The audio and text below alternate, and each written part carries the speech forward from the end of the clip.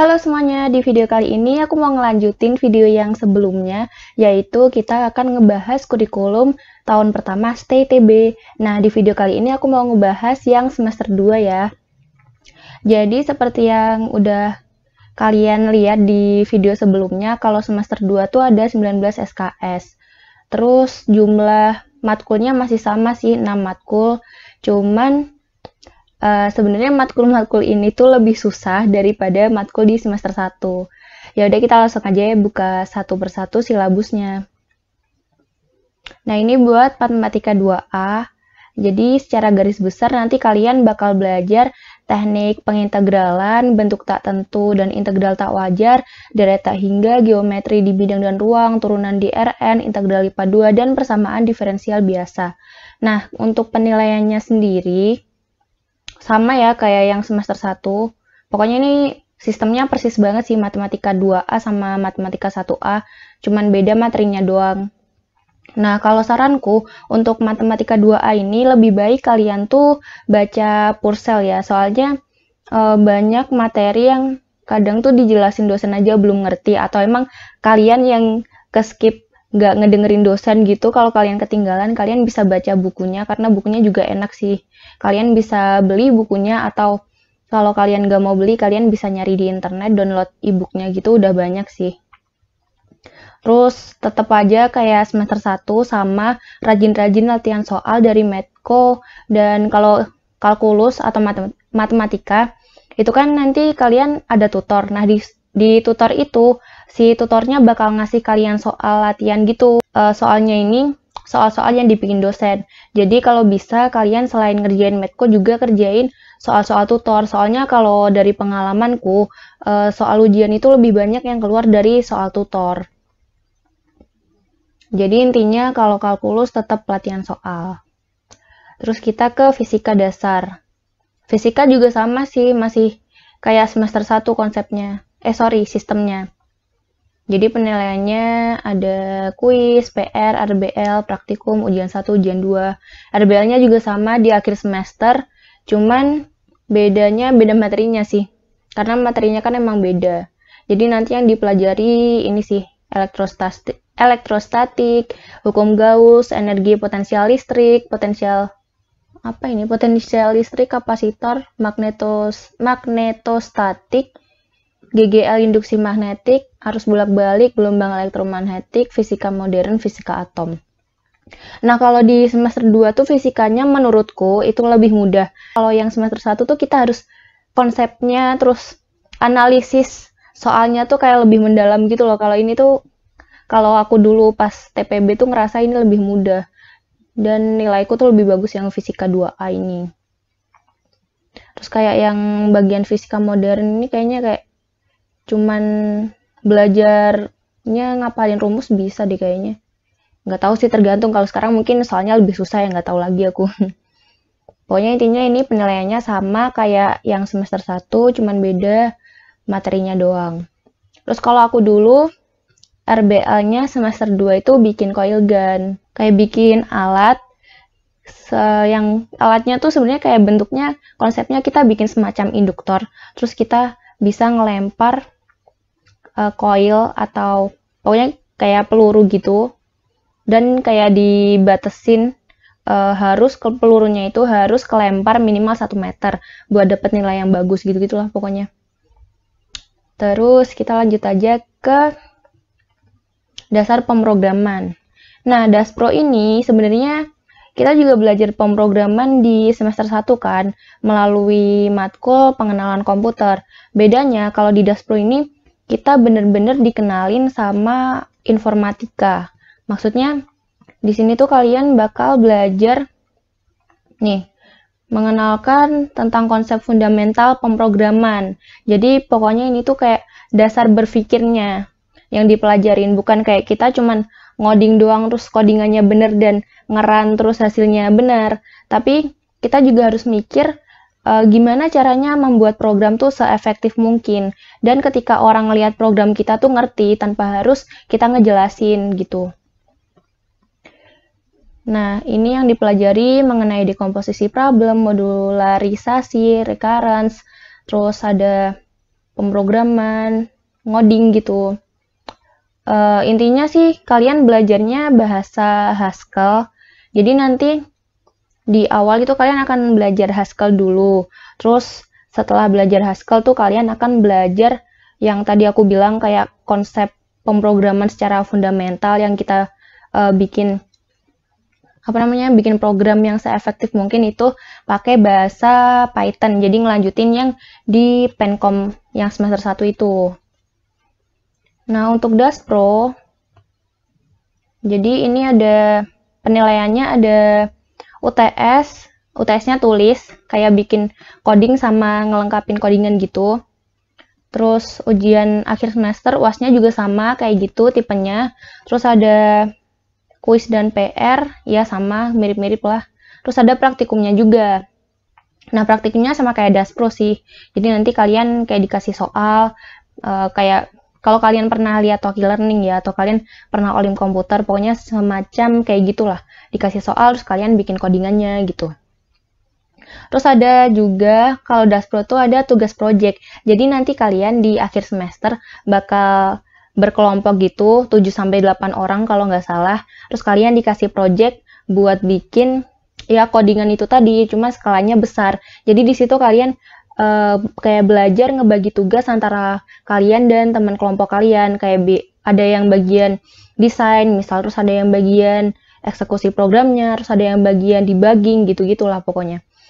Desain tuh maksudnya bukan desain gambar ya, tapi desain kayak nentuin step atau alur atau apa ya, biasanya kita tuh pakai diagram alir. Nah, di DAS Pro ini bener-bener cocok buat yang kalian pengen masuk IF tuh, pasti kerasa asik banget sih. Cuman kalau kalian kayak pengen masuknya jurusan yang ke elektro-elektroan tuh mungkin agak kurang suka kayak aku. Nah, terus kita lanjut ke pengantar rekayasa dan desain, atau sering disingkat dengan PRD. Di PRD ini, kalian tuh nanti bakal di awal-awal dikasih materi tentang rekayasa sih. Kayak kita tuh gimana menyelesaikan suatu masalah yang ada di masyarakat dengan konsep engineering dan seefektif mungkin. Terus setelah dikasih materi, kalian tuh bakal di minggu ketiga atau keempat tuh mulai kayak bikin Lego gitu tiap minggu. Jadi dikasih tugas, misal minggu ini kalian pakai Lego dan sensor apa gitu. Gyrosensor atau sensor warna, kayak gitu. Terus nanti jadi nanti itu dibagi kelompok juga, terus kalian ngerjain Legonya tuh per kelompok.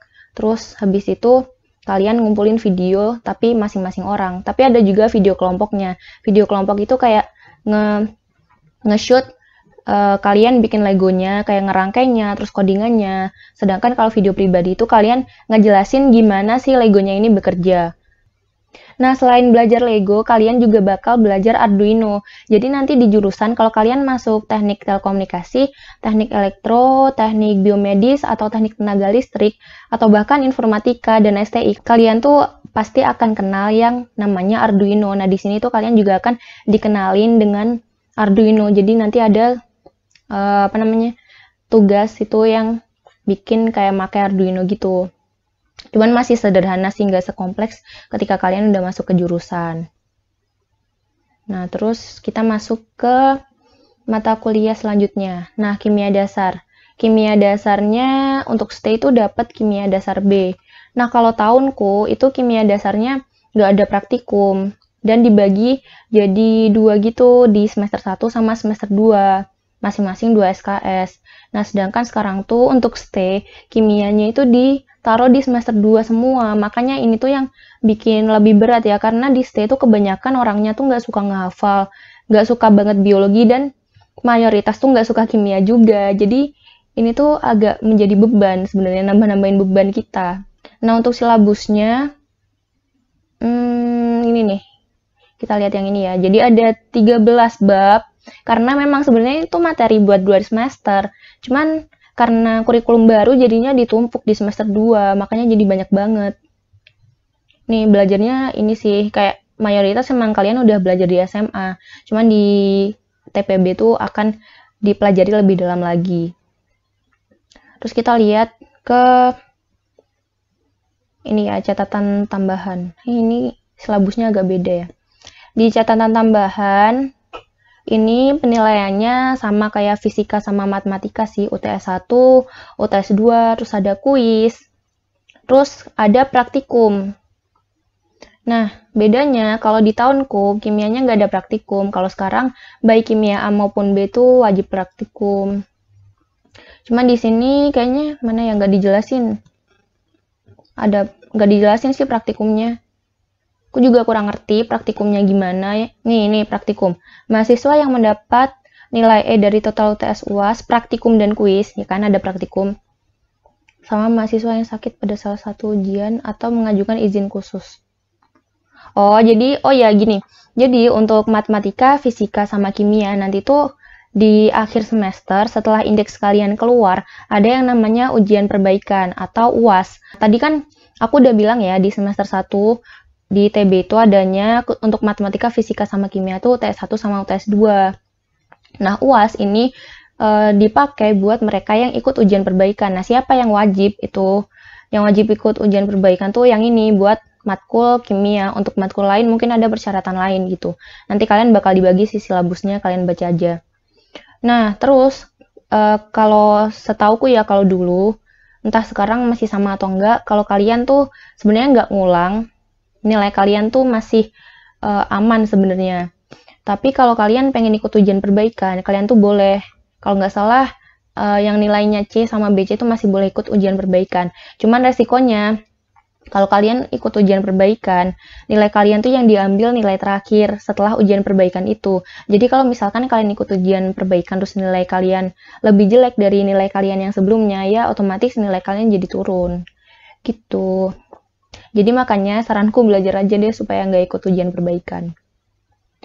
Terus yang terakhir, matkul pengantar analisis rangkaian. Ini tuh termasuk matkul paling serem ya di STAY. Cuman bagiku ini tuh matkul yang paling seru. Aku tuh paling suka matkul ini, sumpah. Soalnya dosenku kebetulan enak sih. Di matkul ini tuh kalian akan belajar intinya tentang rangkaian listrik dasar yang kalian butuhin buat nanti kalian masuk ke jurusan, terutama jurusan elektro, teknik telekomunikasi, teknik tenaga listrik, sama teknik biomedis. Untuk teknik informatika sebenarnya mereka nggak belajar ini sih nanti di jurusan. Teknik informatika doang yang nggak belajar ini. Kalau STI, Sistem Teknologi Informasi itu masih belajar dikit-dikit. Jadi intinya nanti kalian akan belajar mengenai ya inilah teorema rangkaian. Terus ya inilah kalian baca sendiri ya, segini nih pokoknya. Segini. Seru banget sih, aku suka banget ini. Terus ada prasyarat. Oh ya, ada prasyaratnya. Jadi kalian yang ngambil ini harus sudah ngambil matematika 1.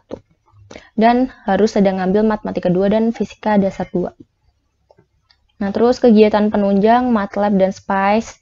Jadi SPICE sama MATLAB ini digunain buat kayak ngecek rangkaian kalian tuh udah bener apa belum. Terus ngecek kayak misalkan di bagian komponen resistornya itu berapa voltasenya gitu, berapa arusnya.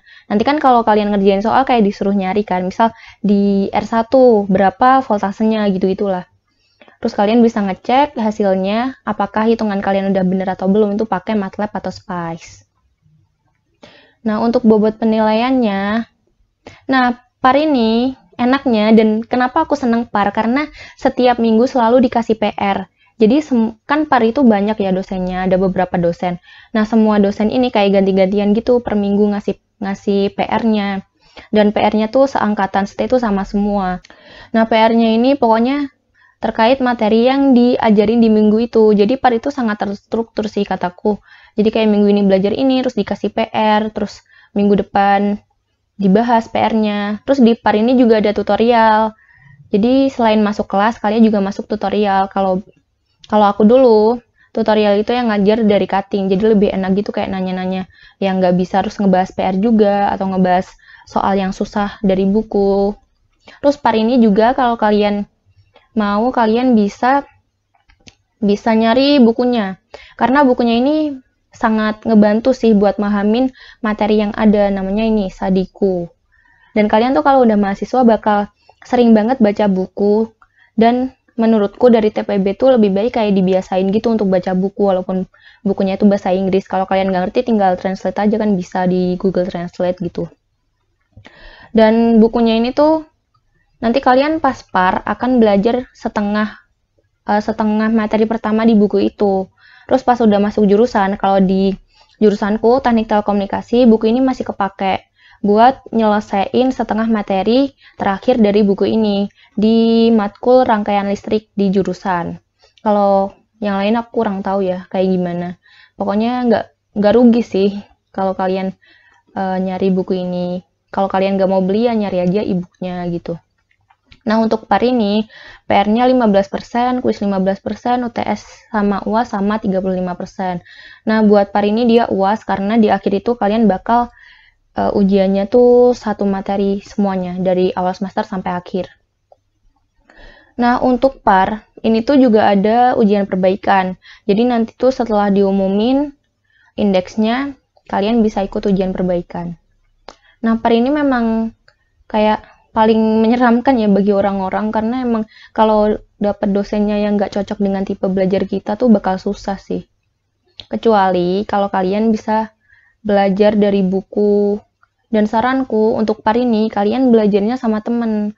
Soalnya untuk TPB ini tuh termasuk matkul yang sulit, dan walaupun udah pernah di fisika, tapi yang dipelajari itu mayoritas beda. Emang hukum dasarnya tuh cuman hukum Ohm sama Kirchhoff, cuman kayak lebih dalam gitu loh.